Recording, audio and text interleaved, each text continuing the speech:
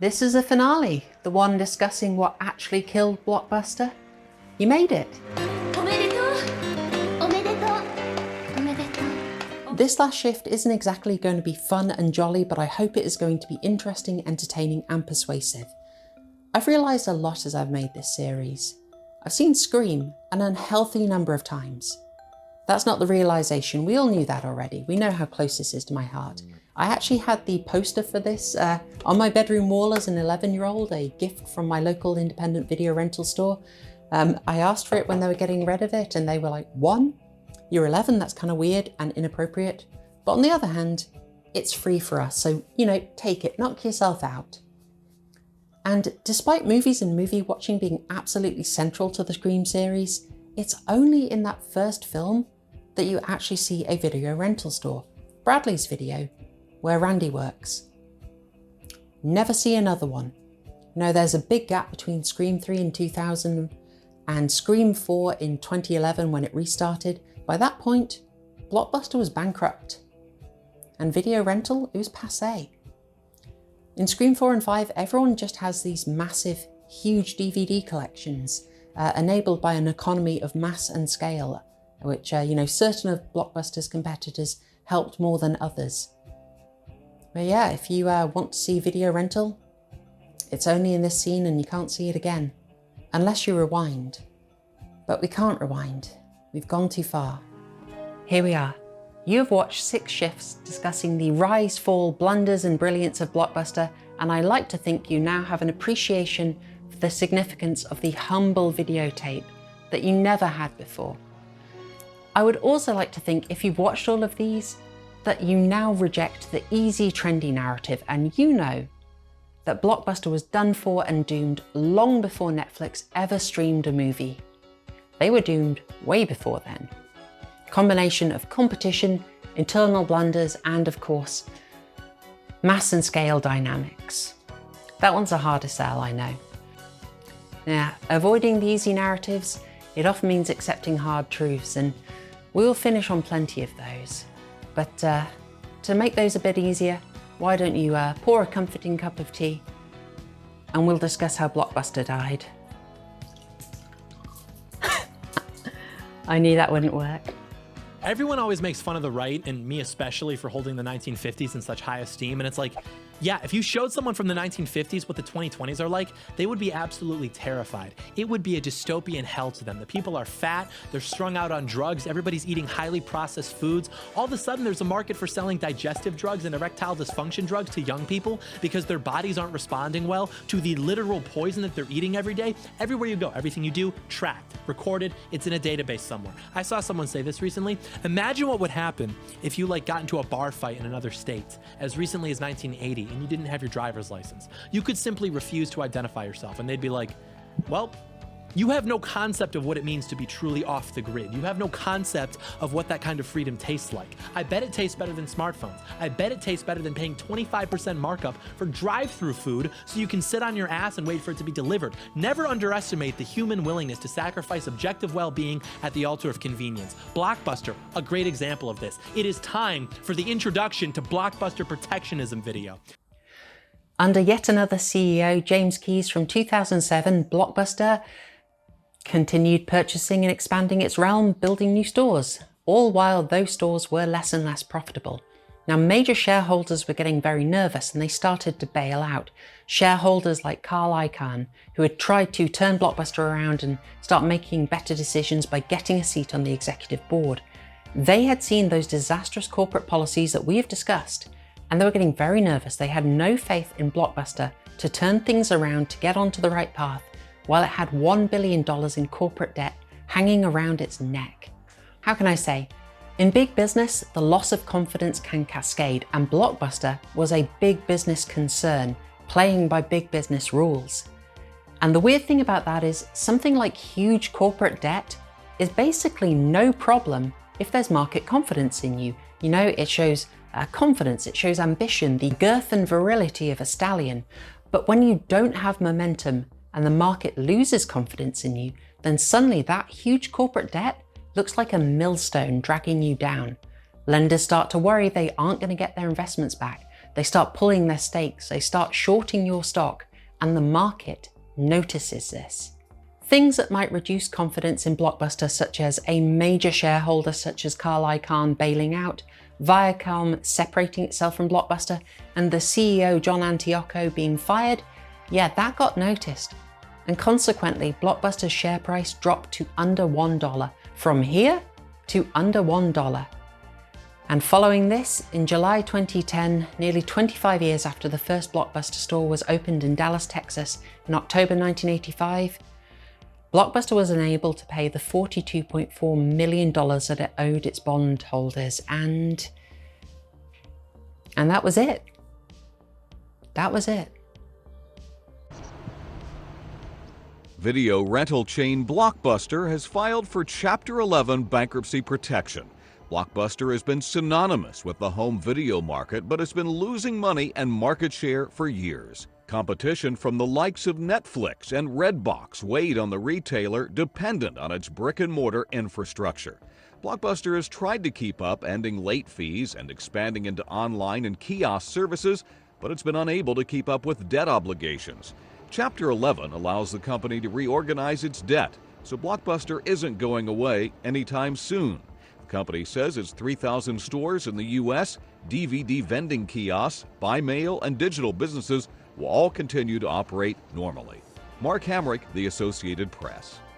The board took the necessary action, and the CFO and CEO were swapped out for people skilled in liquidating and winding up companies, as the former industry titan filed for Chapter 11 bankruptcy.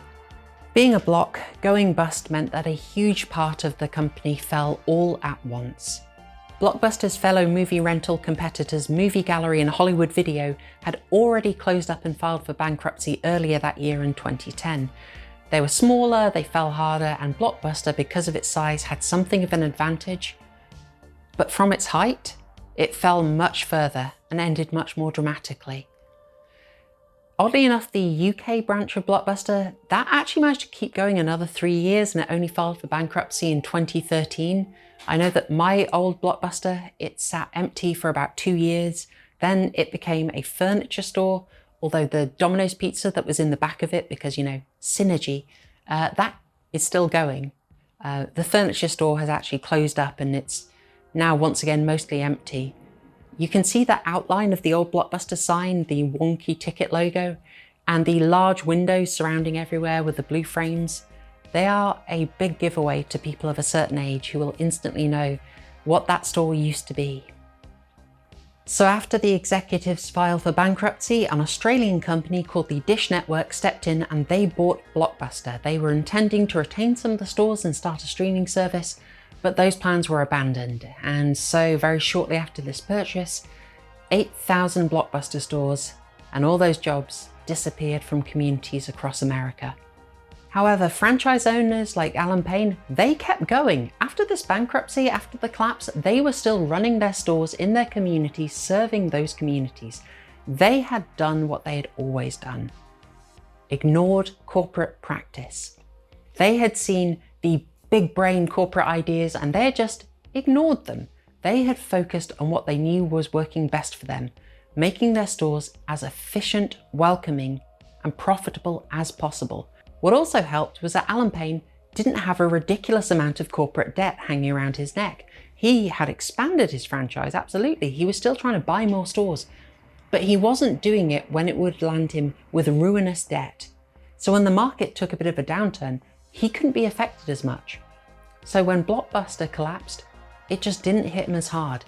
He still had his stores and he would have them for a long time after. Now, the Dish Network, who, as we said, owned the rights to the Blockbuster brand, they weren't intending to stay in the rental game, and so they, I think fairly, agreed a modest 2% fee with the franchise owners to allow them to keep running their stores as Blockbuster stores. 2% seems fair to me. And those franchise stores kept running until 2018. 2018 is when Alan Payne closed his last store down. Now, there is another Blockbuster that is still running in Bend, Oregon. It's quite well known. However, I'm going to be honest with you, I don't really count that as a Blockbuster. I'm intending no slurs on them. However, I think of them as a lot more like a historical reenactment museum because they're not operating really the way an old Blockbuster did. They are doing it more as an event space. People use it, but I don't think they use it in a genuine, vital way. It's not a real part of their lives the way Blockbuster was. It's much more a novelty for them. And I think that is a difference. It's not vital. It's alive through nostalgia. It's not really a genuine part of the community's life. This huge difference in fates between the corporate-owned stores and the franchise-owned stores illustrates something I've raised a few times here. Blockbuster the brand and Blockbuster the experience are very different beasts. What I am saying is that Blockbuster Inc., Blockbuster the corporate entity, could still be going now. It could still be trading on the stock market, but there is no way that Blockbuster would still be renting out movies in stores. If John Antioco had got off his high horse and worked with Reed Hastings and bought out Netflix early on, and worked with Greg Meyer of DVD Express, then Blockbuster could be bigger than ever before, but they would be a streaming service that also operated DVD kiosks. Yeah, Blockbuster could still be around. In fact, it would probably be the biggest that it had ever been. But frankly, who gives a damn about that? That's about as relevant to what I am interested in here as when their corporate Twitter account was reactivated in order to shill an NFT. Disgusting. Blockbuster Inc. is a corporate entity with a corporate prerogative, and they were interested in raising share prices and making money. If an individual store was unprofitable, they would junk it. And so when video rental became unprofitable, they're going to junk that too, because it doesn't matter to them. The corporate entity of Blockbuster Inc. is a soulless, materialist beast, and quite frankly, who cares if it dies? I mean, look, I love the distinctive Blockbuster branding, hat tip to Sandy Cook, but look, it's a business. What actually matters to me is the Blockbuster experience, the experience of physically going into a physical store to rent your movies on DVD or VHS. Now, just by being something that you had to put a minimal amount of effort into, the Blockbuster experience was better than what we have now. The fact that making it a Blockbuster night was a treat, that I had to travel to a store, and that I would have to delay gratification and use my superior low time preference to take my fat stack of tapes home before I could enjoy them, those all made Blockbuster a much better experience than we have now.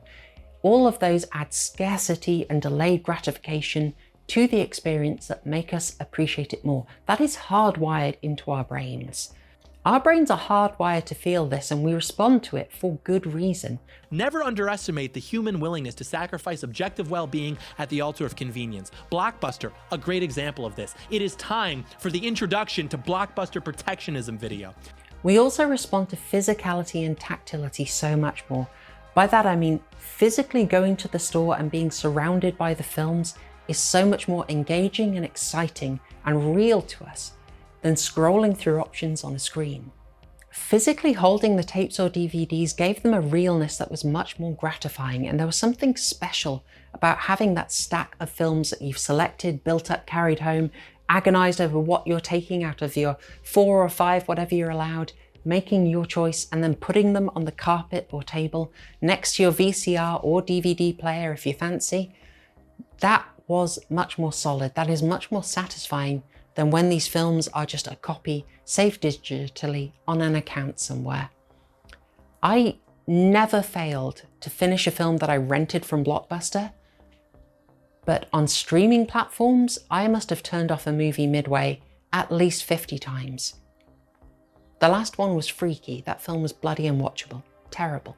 Easily overlooked in the Blockbuster experience is the aspect of going into a community space and seeing other people.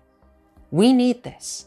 Even that limited interaction, it is good for us and we absolutely crave it.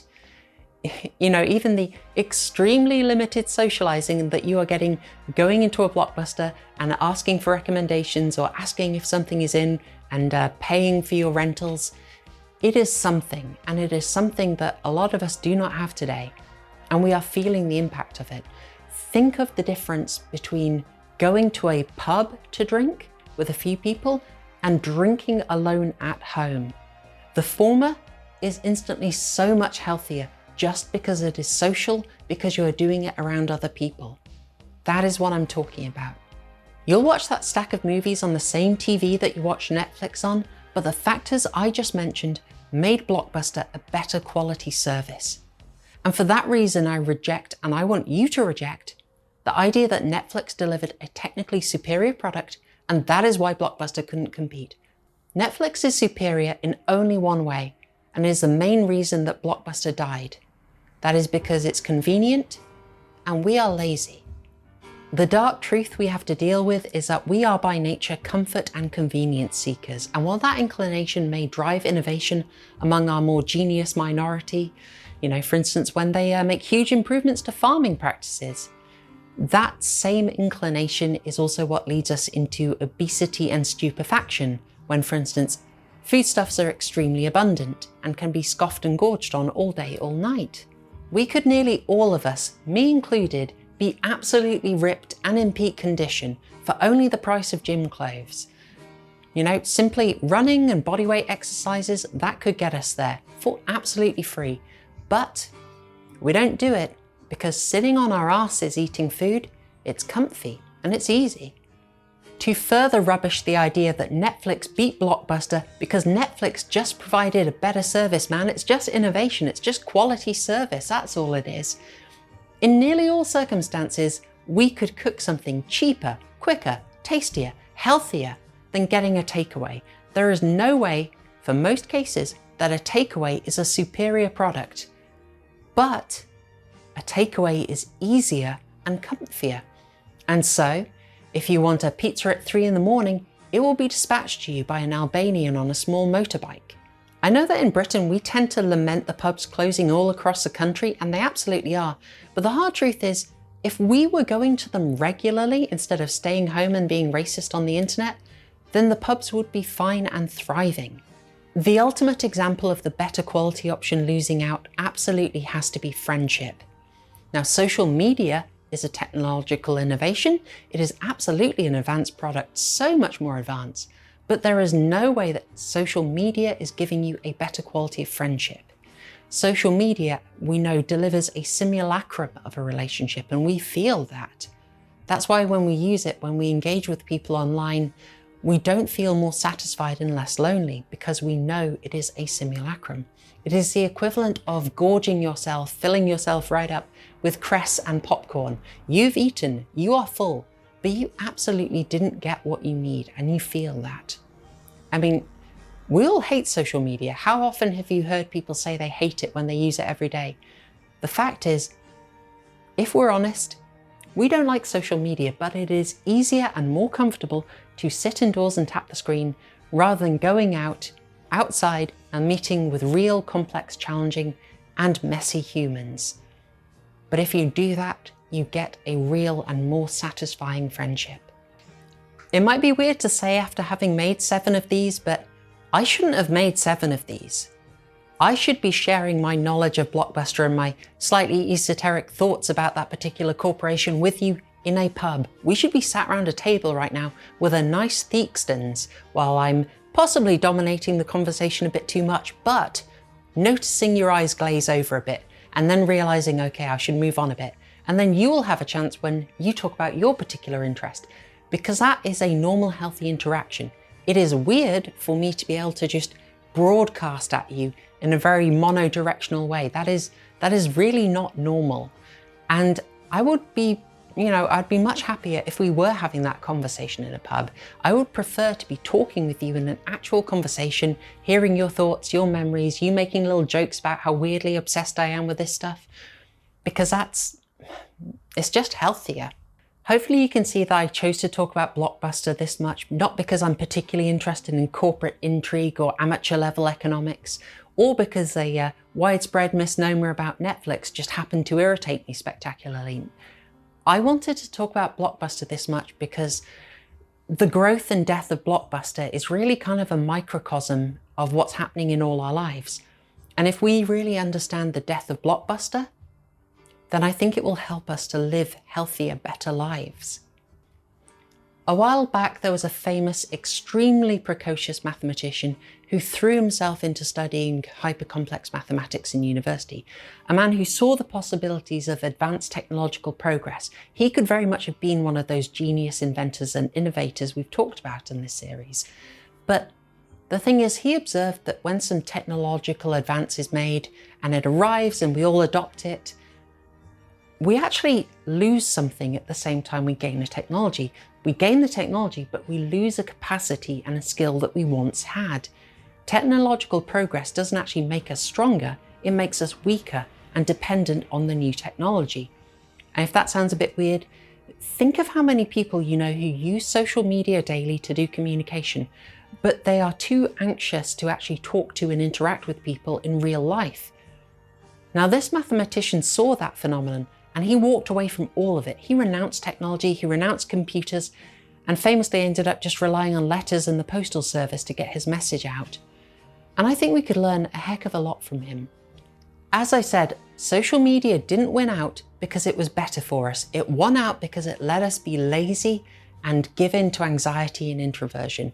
And Blockbuster as an experience didn't die out because Netflix and streaming services were so amazing.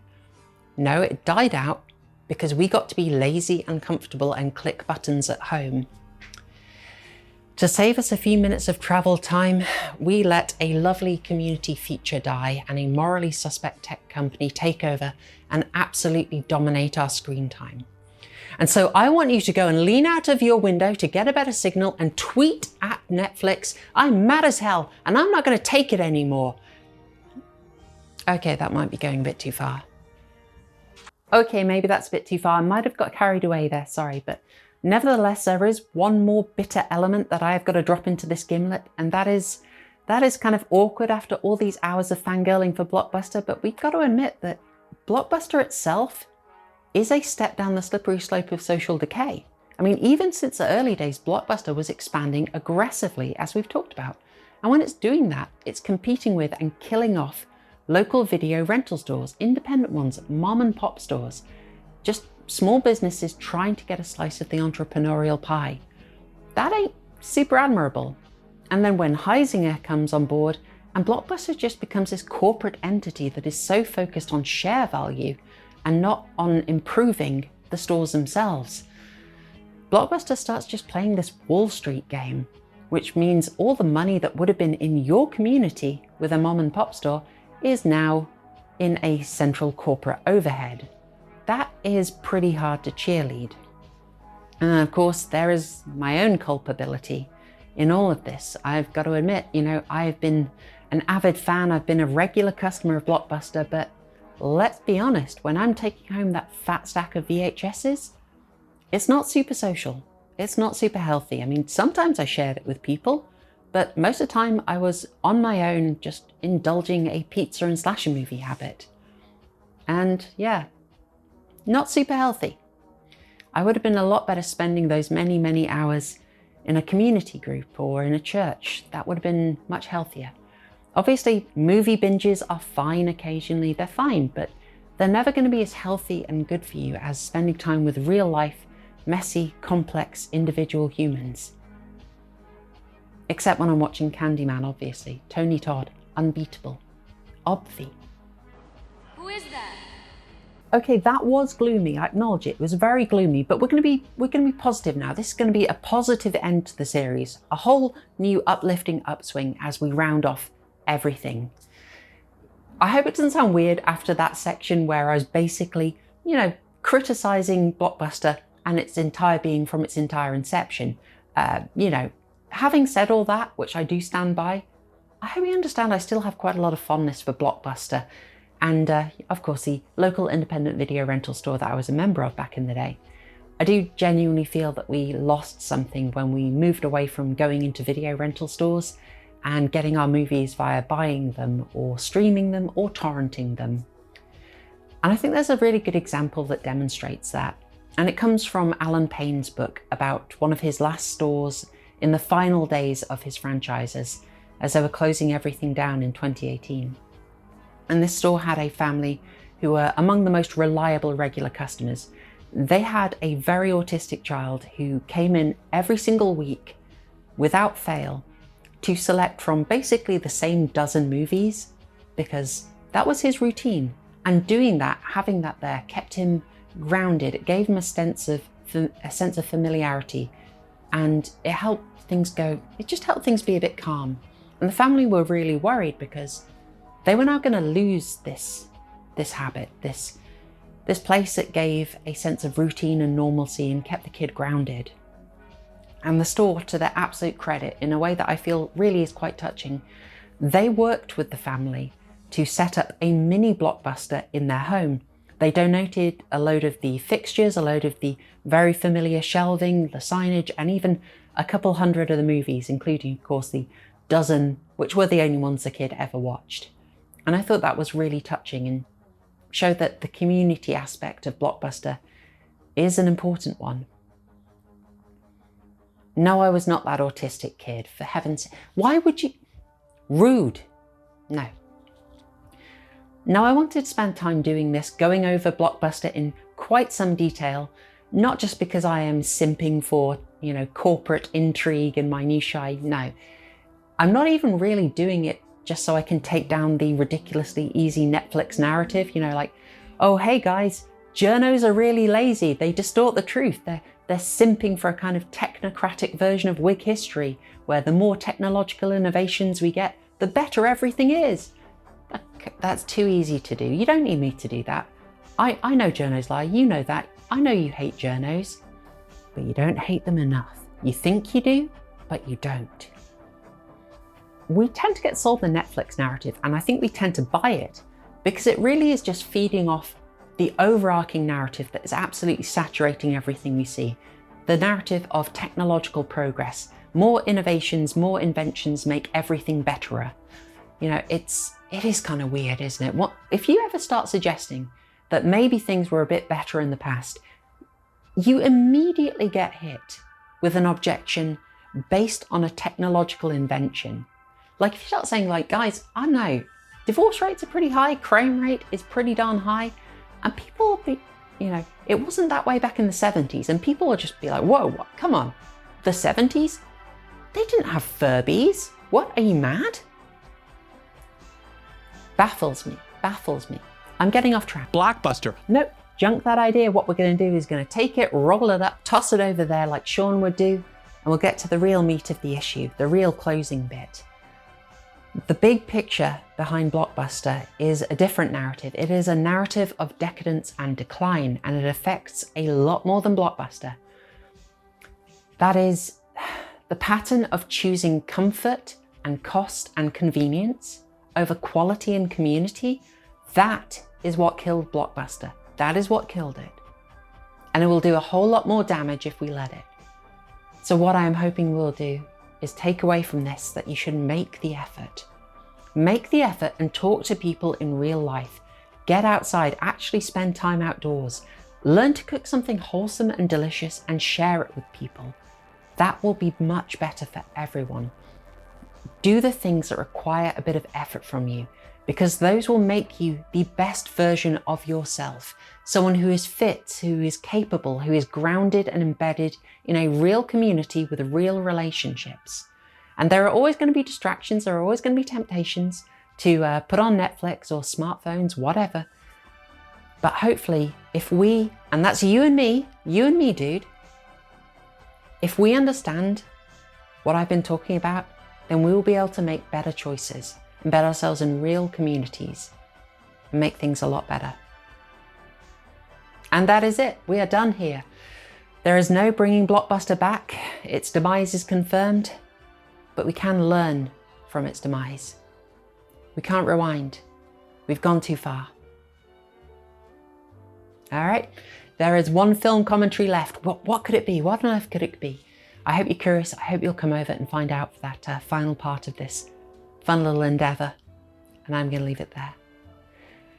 Thanks for sticking and watching this series, and thank you especially to everyone who volunteered to pay those very hefty late fees in order to let me make all this happen. You guys are stars. Thank you so much. Cheers.